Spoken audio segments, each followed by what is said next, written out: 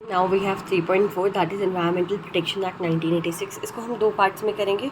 तो ये वीडियो का पहला पार्ट है जो कि है एनवायरमेंट प्रोटेक्शन एक्ट 1986 के बारे में ओवरव्यू पहला है, और powers and functions in act की बात करेंगे हम फर्स्ट पार्ट में।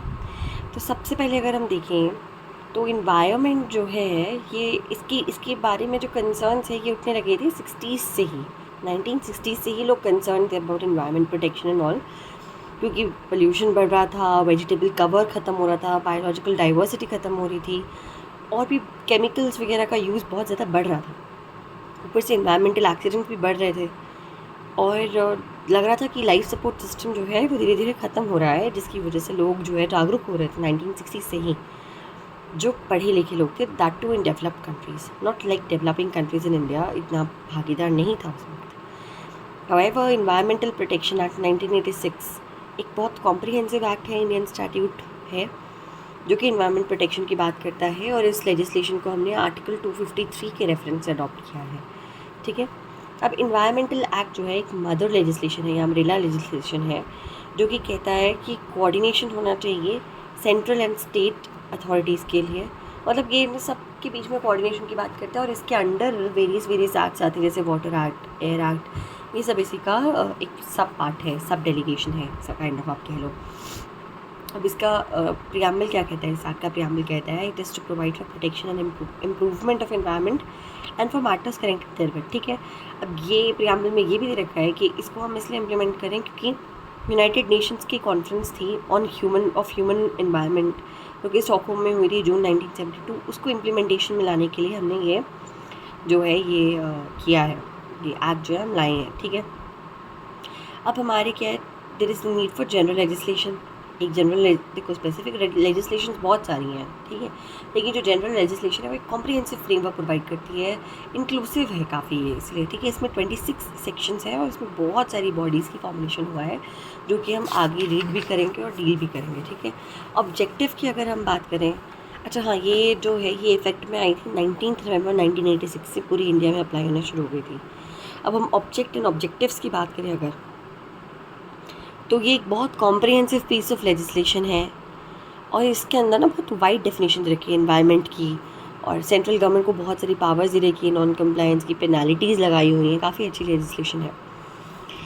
और अभी तक ना ऐसी कोई भी एक भी ऐसा लॉ नहीं है इंडिया में, था इससे पहले जनरल लॉ, जो कि सारे एडवांस टाइप ऑफ पोल्यूशंस को कवर करता है, जैसे थर्मल पोल्यूशन होता है, फूड अडल्ट्रेशन होता है ना, हज़ार्डस वेस्ट पोल्यूशन होता है, केमिकल पोल्यूशन, बायोमेडिकल पोल्यूशन, ये सारी चीज़ें ना कोई भी कवर नहीं करता था, लेकिन ये नई डेवलपमेंट्स जो हो रही हैं टेक्नोलॉजीज़ की, ये सब कवर करते हैं, क्योंकि इसमें एनवायरनमेंट की डेफिनेशन इतनी वास्ट है कि जो है या नहीं है, जो चीज़ एग्जिस्ट करने वाली है वो भी कवर हो जाती है इसी में। ठीक है।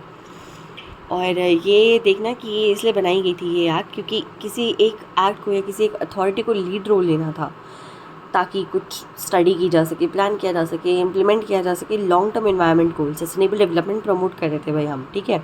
और जो सिचुएशन थी ना भोपाल डिज़ास्टर वाली, ऐसे सिचुएशंस को अवॉइड किया जाए इसीलिए।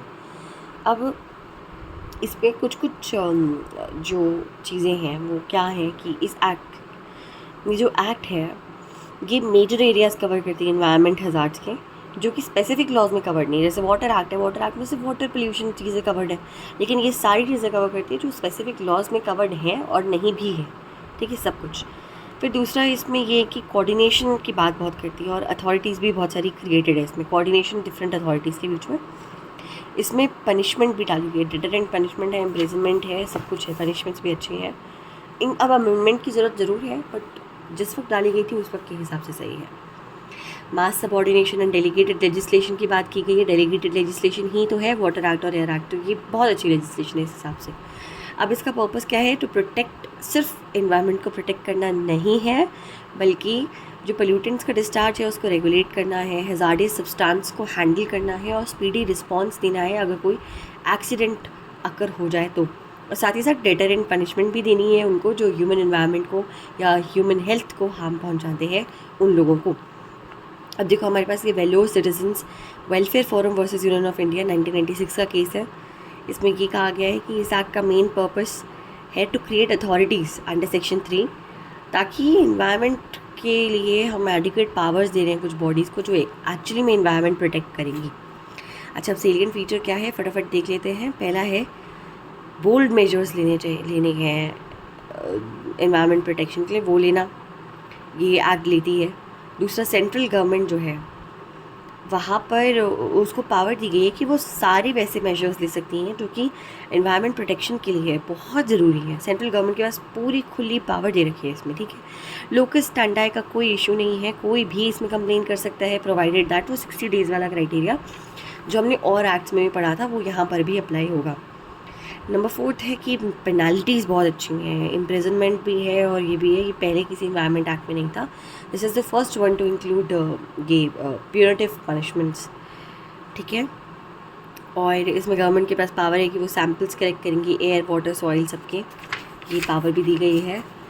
और इसमें ये कहा गया है कि हैंडल कैसे करना है, हज़ार्डस सब्सटेंस को कैसे हैंडल करना है, इसका प्रोसेस भी पूरा इसमें एक्सप्लेन किया गया है इस एक्ट में, ठीक है। फिर इंस्पेक्शन की बात की गई है जो हम पहले भी बहुत अच्छे से पढ़ चुके हैं। फिर डायरेक्शंस इशू कर सकते हैं कि किसी फैक्ट्री को बंद करना है, क्या है ये सब कुछ। और बिजली पानी की सप्लाई रोकने के लिए भी डायरेक्शंस इसमें इशू हो सकते हैं। और मज़ेदार बात ये है कि ये एक्ट गवर्नमेंट एजेंसीज द्वारा जनरेटेड पोल्यूशन पे भी अप्लाई होता है, ठीक है। अगर किसी डिपार्टमेंट में कोई डिपार्टमेंट का कोई पोल्यूशन है, जो डिपार्टमेंट का हेड है he will be responsible for the entire pollution of water, ठीक है। This is one of the most interesting features of this act. अब हम मीनिंग और डेफिनेशन पे आते हैं, डेफिनेशन वाले पार्ट पे। तो इन्वायरमेंट की डेफिनेशन इसमें सेक्शन 2A में दे रखी है, which is a very inclusive definition. Environment includes water, air, land, and the interrelationship which exists among and between water, air, land, and human beings, other living creatures, plant, microorganisms, and property. मतलब इसमें non living, abiotic and living, यानी कि biotic आ गया। इसको और categorisation करें तो solid, liquid, gas भी आ गया, तो यानी कि लिथोस्फेयर, हाइड्रोस्फेयर एंड एटमॉस्फेयर भी आ गया। फिर बायोटिक एंड एनर्जी कंपोनेंट भी आ गया। तो मतलब ओवरऑल देखा जाए तो बड़ी इंक्लूसिव सी डेफिनेशन है इसमें, जो भी यूनिवर्स में है सब कुछ एग्जॉस्ट करती है एक ही चीज़ में, है ना। अब इन्वायरमेंट पोल्यूटेंट की डेफिनेशन पे आए तो ये थोड़ी वेग है, इसकी बहुत सारे क्रिटिसिजम्स भी हैं। 2B में दे रखी है इसकी डेफिनेशन, जिसमें कहा गया है environment pollutant means any solid, liquid और gaseous substance present in such concentration as may be और tend to be injurious to environment, section 2B, ठीक है। तो देखो इसमें इन्होंने क्या कवर किया, सॉलिड, लिक्विड और गैसियस सब्सटेंस ही हैं सिर्फ पोल्यूटेंट्स, क्या ऐसा है? बिल्कुल नहीं। और भी बहुत सारी तरह के पोल्यूशन है, जैसे अडल्टरेशन है, एक तरह का पोल्यूशन है। यहाँ पे देखो ये दे रखा है, क्रिटिसिज्म है, heat energy, nuclear energy, sound energy, ये सब कुछ क्रिटिसाइज है, तो ये सब भी तो एक काइंड ऑफ पोल्यूटेंट ही हुआ ना। तो 6.2B में ऑल दो साउंड वाली चीज़ को कर दिया गया कि चलो नॉइज़ पोल्यूशन को इंक्लूड कर दिया इन्होंने, लेकिन न्यूक्लियर रेडिएशंस को इन्होंने इंक्लूड नहीं किया। मज़ेदार बात ये है, उस वक्त चेर्नोबिल वाला जो ये न्यूक्लियर वो वाला जो हुआ था किस्सा, वो फ्रेश था मेमोरी में, बट स्टिल न्यूक्लियर रेडिएशंस को इंक्लूड ही नहीं किया गया। अच्छा, डिफॉरेस्टेशन भी तो एक तरह का पोल्यूटेंट हो सकता है, क्योंकि अनरिस्ट्रिक्टेड डेवलपमेंट के लिए जब डिफॉरेस्टेशन किया जाता है, इट वन वे और the other promotes environmental pollution only. तो दिस इज़ ऑर्गेनिक पोल्यूशन अकर होता है ना इससे, तो इसीलिए। और ऑर्गेनिजम्स भी पोल्यूटेंट्स होने चाहिए, अगर ये नहीं रहेंगे तो फिर हमारा इकोसिस्टम डिस्ट्रॉय हो जाएगा। तो इसीलिए ये सारी चीज़ें थोड़ी कवर कर जानी चाहिए। ये डेफिनेशन काफ़ी एक्सक्लूसिव सी है, इसका स्कोप थोड़ा और बढ़ सकता है। अब हम बात करते हैं एनवायरमेंट पोल्यूशन, सेक्शन 2C में दे रखा है, it means the presence of the environment of any environmental pollutant. अब देखो वही चीज़ है ना, प्रेजेंस की बात की, एब्सेंस की बात क्यों नहीं की है? अगर पेड़ ही नहीं रहेंगे, डिफॉरेस्टेशन हो गया, that will comprise to environmental pollution, है ना। तो ये यही है, थोड़ा क्रिटिसिज्म है इसका 2B एंड 2C का, लेकिन 2A is a very good definition. अब हम बात करते हैं powers and functions of the central government. तो इसमें 6 पावर्स हैं, तो हम पहली पावर पढ़ते हैं जो कि है हमारे पास सेक्शन 3 में, power of the central government to take measures to protect and improve environment. Section 3 के अंदर सेंट्रल गवर्नमेंट के पास पावर है कि वो सारे ऐसे मेजर्स ले सकती है जो उसको नेसेसरी लगती हैं इन्वायरमेंट को प्रोटेक्ट करने के लिए और क्वालिटी ऑफ इन्वायरमेंट को इम्प्रूव करने के लिए, साथ ही के साथ जो इन्वायरमेंटल पोल्यूशन हो रहा है ना उसको कंट्रोल करना और उसके अबेटमेंट को रोकना। अब इसमें कौन से मेजर्स हैं वो देखो ये दे रखे हैं। पहला है coordination of actions by state government office, state government के साथ कोऑर्डिनेशन रखना, प्लान करना और एग्जीक्यूट करना एक नेशन वाइड प्रोग्राम जिससे हम एनवायरनमेंट पोल्यूशन को रोक पाएँ, स्टैंडर्ड्स ले करना है एनवायरनमेंट के कि इस लेवल से ज़्यादा डिटोरिएट नहीं होना चाहिए, है ना, स्टैंडर्ड ले करना एमिशन यानी कि एनवायरनमेंट पोल्यूटेंट्स का जो डिस्चार्ज है वो कितना होगा इसके स्टैंडर्ड्स ले करना, रिस्ट्रिक्शन उन एरियाज़ पे लगाना जहाँ पे इंडस्ट्री है ना, और कोई ऑपरेशन है या कोई भी प्रोसेस ऐसा हो रहा है जो हार्मफुल हो सकता है, ठीक है। फिर प्रोसीजर और सेफगार्ड्स को बनाना ताकि कोई एक्सीडेंट्स ना हो, फिर प्रोसीजर और सेफगार्ड्स को बनाना जो हैज़ार्डियस सब्सटेंसेस होते हैं उनको कैसे हैंडल करना है, क्या करना है इस रिगार्ड पे, ठीक है। फिर मैन्युफैक्चरिंग प्रोसेस को किसी भी मटेरियल के सब्सटेंस के उसको थोड़ा नज़र रखना कि कहीं उससे इन्वायरमेंटल पोल्यूशन तो नहीं हो रहा है, ठीक है। फिर स्पॉन्सर करना और इन्वेस्टिगेशन को शुरू करना, रिसर्च को शुरू करना, स्पॉन्सर करना, ये काम है। इंस्पेक्शन करना, ठीक है। इन्वायरमेंटल लेबॉरेटरीज़ को इस्टेब्लिश करना, उन्हें रिकॉग्नाइज करना, कलेक्ट करना और डिसेमिनेट करना इन्फॉर्मेशन जो कि इन्वायरमेंटल पोल्यूशन की मैटर से रिलेटेड है, मैनुअल्स को बनाना, कोड्स को बनाना, गाइड्स को बनाना कि इन्वायरमेंटल पोल्यूशन रुके और अबेटमेंट भी रुके इसका, ठीक है। और भी कोई भी काम जो सेंट्रल गवर्नमेंट को लगता है कि इन्वायरमेंटल पोल्यूशन के इस एक्ट की इम्प्लीमेंटेशन के लिए ज़रूरी है वो कर सकती है, ठीक है। अब जो सेक्शन 3 सब क्लॉज 3 है वहाँ पे सेंट्रल गवर्नमेंट जो है एक अथॉरिटी या बहुत सारी अथॉरिटीज़ बना सकती है अपनी इन दी गई पावर्स को और फंक्शंस को परफॉर्म करने के लिए, ठीक है। और सेंट्रल गवर्नमेंट के पास ये भी पावर है सेक्शन 4 के अंदर कि वो अपने ऑफिसर्स को अपॉइंट कर सकती है जो कि यही फंक्शंस परफॉर्म करेंगे और अपने पावर्स को यूज़ करेंगे, ठीक है। तो सेक्शन 3 के अंदर अथॉरिटीज़ बन सकती हैं एंड सेक्शन 4 के अंदर ऑफिसर्स अपॉइंट होंगे, ठीक है।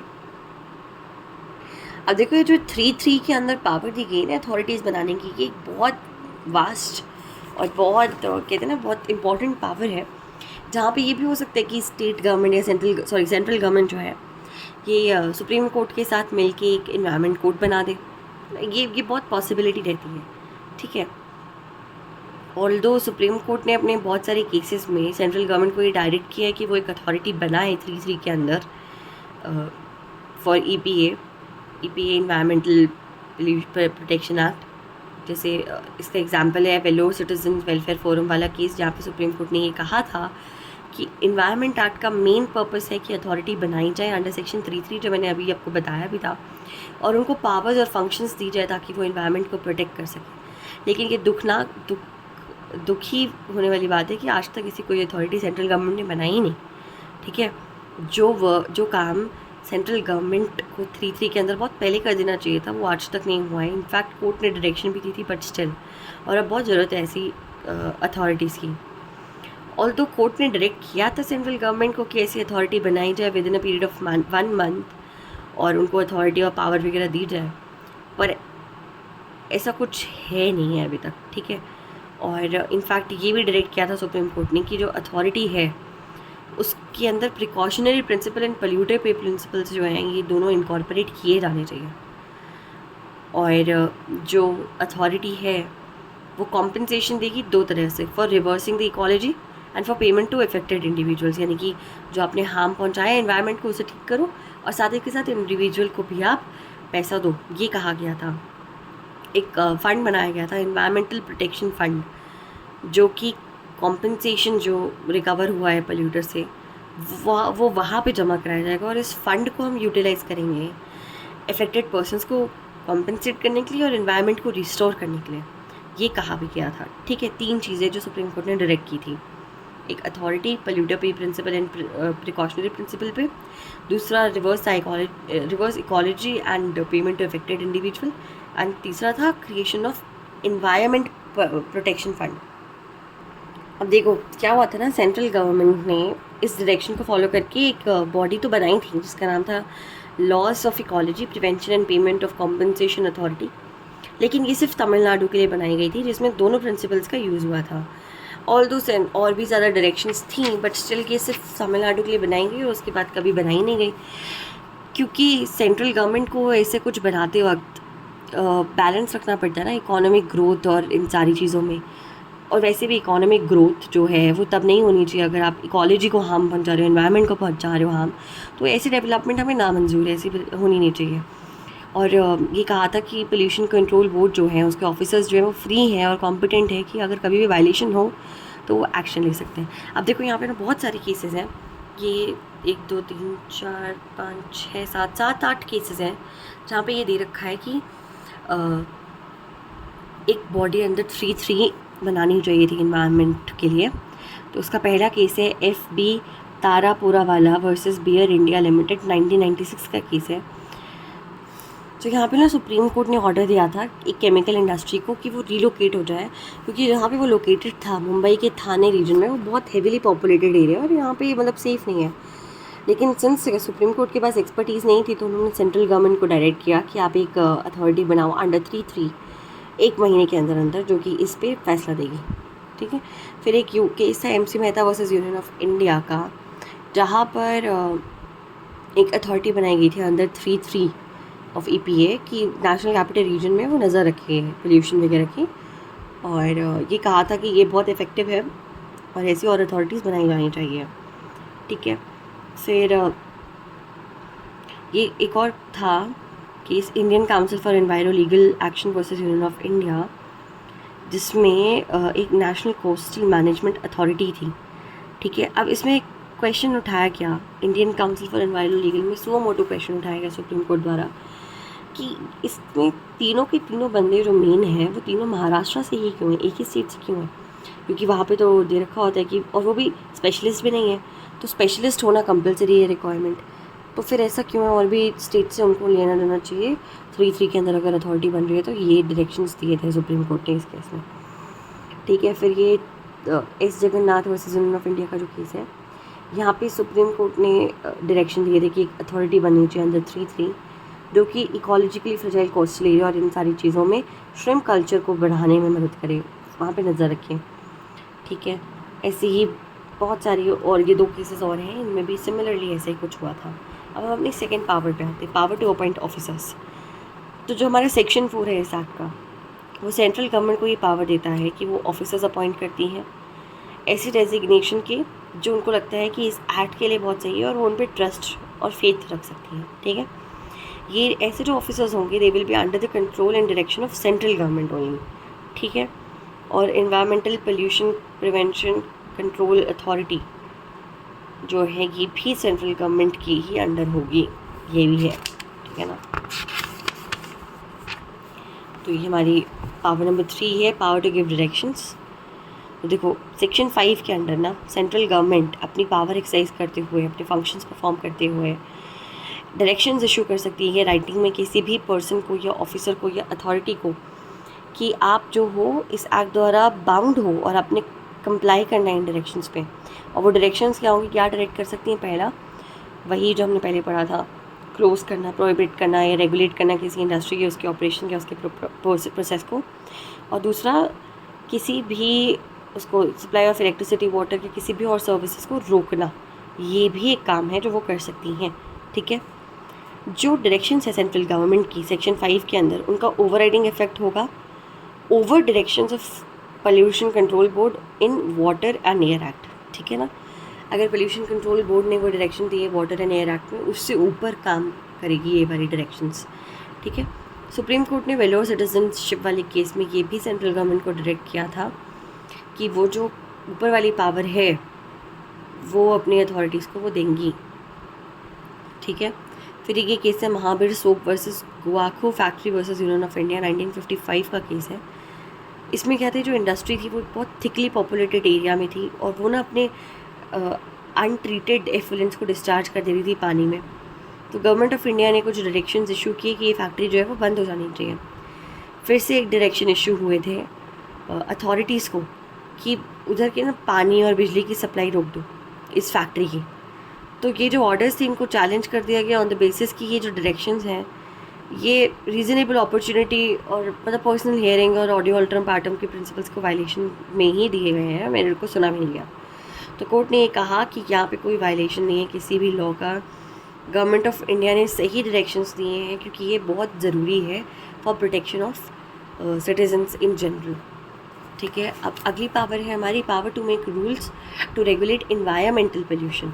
देखो सेक्शन 6 जो है वहाँ पे सेंट्रल गवर्नमेंट के पास पावर है कि वो रूल्स एंड रेगुलेशन बनाए इन्वायरमेंटल पोल्यूशन के लिए। तो गवर्नमेंट जो है अपनी इस पावर को एक्सरसाइज करते हुए उन्होंने 1986 वाली एक्ट बनाई जो कि फोर्स में आई थी 19 नवंबर को, जिसमें ये दे रखा है कि the standard of quality of air water और soil for various areas and purposes भी ये बताएगा, अथॉरिटी बताएगी। ठीक है, मैक्सिमम अलाउेबल लिमिट क्या है अलग अलग पोल्यूटेंट्स की, अलग अलग उसमें इंक्लूडिंग नॉइज़ पोल्यूशन, ये भी बताया जाएगा सेंट्रल गवर्नमेंट द्वारा। फिर जो प्रोसीजर और सेफ गार्ड है किसी भी हज़ार्डियस सब्सटेंस को कैसे उठाना है क्या है वो भी बताएगी सेंट्रल गवर्नमेंट। प्रोहिबिशंस और रेस्ट्रिक्शंस लगाएगी हज़ार्डियस सब्सटेंस को अलग अलग एरिया में लेके जाने के लिए, हैंडल करने के लिए। प्रोहिबिशन और रेस्ट्रिक्शन लगाई जाएगी इंडस्ट्री की लोकेशन पे कि कहाँ पे इंडस्ट्री होगी कहाँ पे नहीं होगी। प्रोसीजर और सेफ गार्ड जो है एक्सीडेंट्स को प्रिवेंट करने के लिए ये भी सेंट्रल गवर्नमेंट आपको देगी। ये 6 है रूल्स और रेगुलेशंस एनवायरमेंटल प्रोटेक्शन के। ठीक है, अब इसमें एक बहुत इंपॉर्टेंट नोटिफिकेशन है सेक्शन 6 के अंदर। देखो क्या होता है ना, रूल बनाने की पावर है ना, तो यहाँ पे सेक्शन 6 को ही यूज़ करके कुछ रूल्स बनाए गए थे इन्वायरमेंटल प्रोटेक्शन रूल्स 1986 में, जहाँ पे इसको कंट्रोल करने के लिए, इन्वायरमेंटल पोल्यूशन को कंट्रोल करने के लिए बहुत सारे अलग अलग प्रावधान रखे गए हैं। जिसमें रूल 3 कहता है कि स्टैंडर्ड एमिशन और डिस्चार्ज क्या रहेगा, कितने पोल्यूटेंट्स रहेंगे और इंडस्ट्रीज द्वारा कितना रहेगा, क्या रहेगा एमिशन, ये सब। ठीक है, रूल 4 बताता है कि करेक्टिव एक्शंस क्या क्या रहेंगे, क्या क्या नहीं रहेंगे, वगैरह वगैरह वगैरह। ऐसे ही बहुत सारे और भी रूल्स हैं इन्वायरमेंट को रेगुलेट करने के लिए जो कि सेक्शन 6 की पावर को यूज़ करके जो है इनैक्ट किए गए हैं। ठीक है, अब आते हैं हम आगे पावर टू डेलीगेट और डेलीगेशन ऑफ पावर। तो देखो सेक्शन 23 के अंदर जो है डेलीगेट हो सकती है पावर, जैसे एयर एक्ट हुआ है, वाटर एक्ट हुआ है, और कोई भी अथॉरिटी अपॉइंट होगी सेक्शन 3 के अंदर उसी के बेसिस पे। ठीक है, और पावर्स क्या है, other powers granted to central governments में 10, 11, 25 3 इंपॉर्टेंट सेक्शन है। तो पहले हम बात करते हैं सेक्शन 10 की, power of entry and inspection. हमने पहले ही पढ़ा है कि सेक्शन 10 के अंदर वो लोग कभी भी इंस्पेक्ट कर सकते हैं, एंटर होंगे। तो अगर कोई इंसान असिस्टेंस नहीं दे रहा है, जिसके पास पावर है कि वो इन्वेस्टिगेट करेगा या कुछ भी, विदाउट एनी रीज़नेबल कॉज या एक्सक्यूज़ वो कोई भी असिस्टेंस उस इंसान को नहीं दे रहा है, या फिर वो विलफुली डिले कर रहा है या ऑब्स्ट्रक्ट कर रहा है किसी ऑथराइज इंसान को कि वो इंस्पेक्शन करे, तो वो एक पनिशेबल ऑफेंस है under section 15 of the act. ठीक है, सेक्शन 10(2) ये कहता है कि हर वो इंसान जो कि इंडस्ट्री ऑपरेशन के प्रोसेस को कर रहा है या हज़ार्डियस सब्सटेंस को हैंडल कर रहा है या कुछ भी कर रहा है, उसको असिस्टेंस देनी पड़ेगी उस इंसान को जिसको सेंट्रल गवर्नमेंट ने एम्पावर किया है कि वो अपने फंक्शंस को फुलफ़िल करने के लिए इन्वेस्टिगेट करे, नहीं तो सेक्शन 15 के अंदर वो लायबल होंगे। सेक्शन 10(3) जो है ये कहता है वही ऑब्स्ट्रक्ट करना है, विलफुली डिले करना है ऑल। 10(4) ये कहता है कि अगर इन प्रोविजंस का उल्लंघन हुआ, अगर आपने विलफुली ऑब्स्ट्रक्ट किया या मदद नहीं की है जो भी है, तो सेक्शन 94 ऑफ CRPC के अंदर जो है आप जाओगे। अच्छा नहीं, सर्च एंड सीजर की बात हो रही, सॉरी सर्च एंड सीजर और जो इन्वेस्टिगेशन का प्रोसेस है वो सेक्शन 94 ऑफ CRPC के रेफरेंस में ही होना चाहिए, बिल्कुल उसी के कॉन्सोनेंस में होना चाहिए जो प्रोसेस वहाँ पे दे रखा है। अब आते हैं power to take samples, section 11। हम ये सब कुछ पढ़ चुके हैं कि नोटिस सर्व होगा ऑक्यूपायर को, फिर उसकी प्रेजेंस में होगा या उसकी एजेंट की प्रेजेंस में होगा सैम्पल कलेक्ट, और कंटेनर्स होंगे, कंटेनर्स मार्क्ड होंगे, सील होंगे, साइन होंगे, दोनों साइन करेंगे और फिर वो कंटेनर हम बिना डिले के लेबॉरेटरी में भेजेंगे। अगर कोई विलफुली एब्सेंट हो रहा है या कुछ भी है तो वो चीज़ भी इंटीमेट की जानी चाहिए अथॉरिटीज़ को, और यही सब है। ठीक है, फिर है power of central government to make rules, section 25 में रखा है कि सेक्शन 25 के रेफरेंस से जो सेंट्रल गवर्नमेंट है उसके पास पावर है कि वो स्पेसिफाइड मैटर्स के रिगार्डिंग रूल्स बना सकती है। ठीक है, ऑल्दो जो ऐसे रूल्स होंगे वो दोनों हाउस, पार्लियामेंट के दोनों हाउसेस के पास जब वो सेशन में होंगे उनके सामने पेश किए जाएंगे, और 30 दिनों के अंदर अंदर एक सेशन और दूसरे सेशन में ये इसका फैसला आ जाएगा, सेक्शन 26 के रेफरेंस से। ठीक है, सेक्शन 25 जो है एक्ट का वो एक ऑब्लिगेशन डालता है सेंट्रल गवर्नमेंट में कि वो क्या ऐसे रूल्स बनाए जिससे इस एक्ट का पर्पस जो है वो फुलफ़िल हो, और जितने मैटर्स हैं जो सेक्शन 2A टू 2J में आते हैं उनको भी फुलफ़िल करें। वैसे तो जो रूल्स हैं इस सेक्शन में जो आते हैं, ये जो पब्लिश होते हैं वगैरह वगैरह, वो इस एक्ट के आसपास ही बन रहे होते हैं और इसी एक्ट से रिलेटेड होते हैं, ठीक है ना।